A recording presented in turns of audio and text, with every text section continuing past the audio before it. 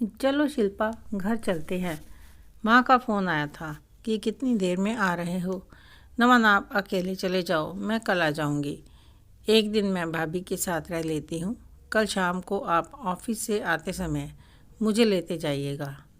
तुम जानती तो हो कि आजकल माँ की तबीयत ठीक नहीं रहती, वरना मम्मी पापा भी आज यहाँ पर आने वाले थे। आप मम्मी जी की चिंता मत करो, मैं उनसे बात कर लेती हूँ। वैसे भी मैं दोपहर और रात का खाना बना कर आई थी, मम्मी जी गर्म कर लेंगी। मैंने दिन में 2 बार उनसे बात भी कर ली थी और वे कुछ ठीक है। और आप तो घर जा ही रहे हो, तो आप देख लेना प्लीज़। तभी शिल्पा की माँ उर्मिला जी अंदर आ गई और नमन से कहा कि आपका इंतज़ार हो रहा है। वे दोनों बाहर आए तो सभी बाहर हॉल में उनका इंतज़ार कर रहे थे।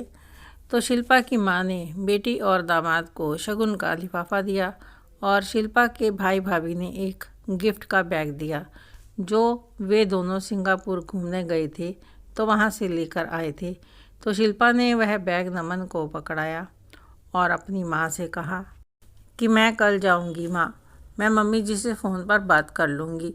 उर्मिला जी अपनी बेटी का मुंह देखने लगी, लेकिन दामाद और अपने परिवार के सामने बेटी को कुछ भी कहना ठीक नहीं समझा और नमन अकेले ही घर चला गया। और नमन के घर पहुंचने से पहले ही शिल्पा ने अपनी सास को फ़ोन करके कह दिया कि वह कल शाम को आ जाएगी। और सासू माँ किरण देवी ने भी हामी भर दी। तो शिल्पा खुश हो गई।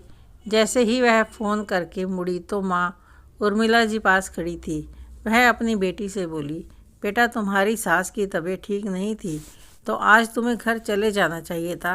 तुम फिर कभी आ जाती। और तुम्हारी भाभी अब यहीं पर है और हम लोकल ही तो हैं। फिर कभी आओ, पूरा दिन रहो। लेकिन तुम्हें यह भी सोचना चाहिए बेटा, तुम्हारे सास ससुर और पति कितने अच्छे हैं। अभी 6 महीने हुए हैं तुम्हारी शादी को और अभी तक ना तो तुम पर कोई जिम्मेदारी डाली है और ना ही वे लोग तुम्हें यहाँ आने से रोकते हैं। तुम्हें भी उस घर की जिम्मेदारियों को समझना चाहिए बेटा। माँ, जब उन लोगों को कोई ऐतराज़ नहीं तो आप क्यों परेशान होती हो। मैं अपने परिवार को अच्छी तरह से समझती हूँ, वे लोग बिल्कुल भी ऐसे नहीं हैं। मेरी सास मुझे बहुत प्यार करती है। दोनों माँ बेटी की बातें दरवाजे पर खड़ी हुई शिल्पा की भाभी नीतू सब सुन रही थी, जो उसे अच्छा नहीं लग रही थी, परंतु वह भी अभी नई थी तो उसका कुछ कहना अभी सही नहीं था। 15 दिन पहले ही शिल्पा के भाई समर की शादी नीतू के साथ हुई थी। शादी होते ही अगले दिन वह मायके चली गई थी और उसके अगले दिन उनकी सिंगापुर जाने की टिकट बुक थी। तो शिल्पा को अपनी नई भाभी के साथ समय बिताने का मौका नहीं मिला था, तो वह जिद करके बैठी कि आज उसे मायके में रुकना है। तो नमन भी सबके सामने उसे कुछ कह नहीं पाया और चला गया। शिल्पा की शादी भी नमन के साथ 6 महीने पहले ही हुई थी। वह समर से कम 7 साल छोटी थी और घर में सबकी बड़ी लाडली थी। उसके माँ पापा और भाई उसकी हर जिद पूरी किया करते थे और वह ज़िद्दी हो गई थी। सामने से नमन का रिश्ता आया था और उर्मिला जी और अमरनाथ जी को रिश्ता पसंद आया था, तो उन्होंने शिल्पा की शादी जल्दी कर दी। वैसे अभी शिल्पा में बहुत बचपना था। वह ज़िद्दी तो थी ही, लेकिन समझदार भी बहुत थी। फिर भी अभी तक उसे अपने ससुराल से इतना ज़्यादा लगाव नहीं हुआ था, क्योंकि एक ही शहर में होते हुए उसका जब भी मन करता स्कूटी लेकर माँ के घर चली जाया करती थी और कभी नमन के साथ उसके ऑफिस जाते समय अपनी सास को बहलाकर उसके साथ ही मायके चली जाती और शाम को वापस आ जाती और कभी 2-3 दिन रुक भी जाती। अगर नमन अपनी माँ से शिकायत करता तो वह भी कह देती कि कोई बात नहीं, अभी बच्ची है, नादान है, बुरा मत माना कर।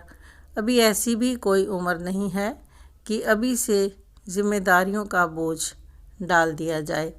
ज़िद करके बहू को बांधा नहीं जा सकता। वह ज़िद्दी ज़रूर है, लेकिन उसे समझने के लिए थोड़ा सा समय तो देना ही चाहिए। वह थोड़ी चंचल है। मुझे उम्मीद है जिस दिन वह घर की जिम्मेदारी समझने लगेगी, बहुत अच्छे से इस घर को संभाल लेगी। और तुम क्यों चिंता करते हो? अभी मैं भी घर को अच्छी तरह से नीतू भी अपने भरे पूरे परिवार से आई थी। वह तो अपने ससुराल में पूरी तरह से रम गई थी, लेकिन 10-15 दिन में एक बार शिल्पा किसी भी बहाने से मायके चली जाती थी।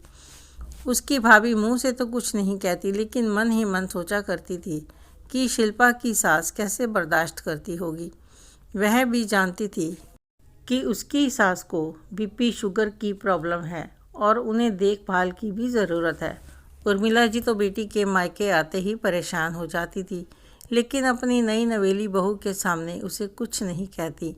और नीतू अपनी सासू माँ का चेहरा पढ़ लेती थी। वैसे तो नीतू को शिल्पा का आना अच्छा ही लगता था, लेकिन उसे नमन के लिए बुरा लगता था कि अभी तो उनकी शादी भी तो नई नई है। तो नंदोई जी में कितनी पेशेंस है कि वह शिल्पा पर ज़रा भी गुस्सा नहीं करते कि दिन भर उनकी माँ अकेली ही रहती है। एक दिन उर्मिला जी परेशान बैठी थी तो नीतू ने पूछ लिया पर वे अपनी बेटी के बारे में क्या कहें। तो नीतू ने सामने से कहा कि आप शिल्पा के कारण परेशान हैं, तो इस समस्या का मैं समाधान कर सकती हूँ। तो वे मान गई और उन्होंने सलाह की। कुछ दिन बाद जब शिल्पा मायके में आई तो देखा कि माँ अपने सर पर पट्टी बांधकर खाना बना रही थी। तो वह बोली, माँ आपकी तबीयत ठीक नहीं लग रही, आप खाना क्यों बना रही हो? भाभी कहाँ है? वह उदास हो गई थी। तो मायके गई है और 2-4 दिन तो वहाँ रहेगी। क्यों माँ, आपकी हालत भाभी को पता है क्या? हाँ बेटा, पर क्या करें, नई नई शादी हुई है तो मायके जाने का मन तो करता ही है, फिर मैं कैसे मना कर सकती हूँ। चलो तुम आ गई हो तो तुम रसोई संभाल लो, मैं थोड़ा आराम कर लूँ। यह कहकर उर्मिला जी तो आराम करने चली गई और शिल्पा को नीतू पर गुस्सा आने लगा था कि वह माँ के साथ ऐसा कैसे कर सकती है। उसने अपनी भाभी को फ़ोन करना चाहा, लेकिन माँ ने मना कर दिया। शिल्पा के पूछने पर माँ ने कहा कि बहू अक्सर हर चौथे दिन अपने मायके चली जाती है और मैं पूरा दिन घर में अकेले रहती हूँ। तेरा भाई भी कुछ नहीं बोलता, पर क्या कर सकती हूँ, जैसा वह देखेगी तो वह भी वैसा ही करेगी। तो शिल्पा चुप हो गई और अपने मन में सोचने लगी कि मैं भी तो ऐसा ही कर रही हूँ, तो भाभी को दोष कैसे दे सकती हूँ। वह घर तो आ गई पर उदास रहने लगी, लेकिन वह अपने घर को अच्छी तरह से संभालने लगी थी और अपने सास ससुर का अच्छे से ख्याल रखने लगी। पर जब भी माँ से फ़ोन पर बात करती तो पता चलता कि नीतू तो मायके गई हुई है और उसे अपनी माँ और भाई के लिए बुरा लगता था। एक बार नमन ने शिल्पा से पूछ ही लिया कि वह उदास क्यों रहती है। तो वह बोली कि भाभी ऐसे कैसे कर सकती है। तो इस पर नमन ने कहा कि यह बात तुम अपने आप से पूछो। तो उसे अपने आप पर ग्लानि हुई कि वह भी तो ऐसा ही कर रही थी, तो अब बुरा क्यों लग रहा है।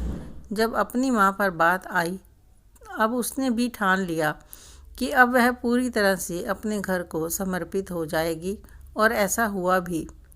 अब नमन और उसके सास ससुर उससे बहुत खुश रहते थे। अब शिल्पा मायके तो जाती, लेकिन तभी जाती जब कोई काम होता, पर वह अब वहाँ रुकती नहीं थी। अपनी सास की चिंता जताते हुए कहती कि मुझे मेरे घर जाना है। तो नीतू और उर्मिला जी की चिंता भी दूर हो गई थी। तो अब शिल्पा को उसकी सास ज़बरदस्ती मायके भेजा करती थी। वह 1 हफ्ते के लिए जाती और 3 या 4 दिन में ही लौट आती और अपने सास ससुर के साथ ज़्यादा से ज़्यादा समय बिताती। अपने माता पिता के साथ पत्नी को देखकर नमन बहुत खुश रहता और उन सब को खुश देखकर शिल्पा और भी ज़्यादा खुश रहती। उसे समझ में आ चुका था कि अपने परिवार से बढ़कर खुशी कहीं और नहीं मिल सकती। आपको यह कहानी कैसी लगी कमेंट करके अवश्य बताएं। अच्छी लगी हो तो लाइक करें, शेयर करें, सब्सक्राइब अवश्य करें। धन्यवाद।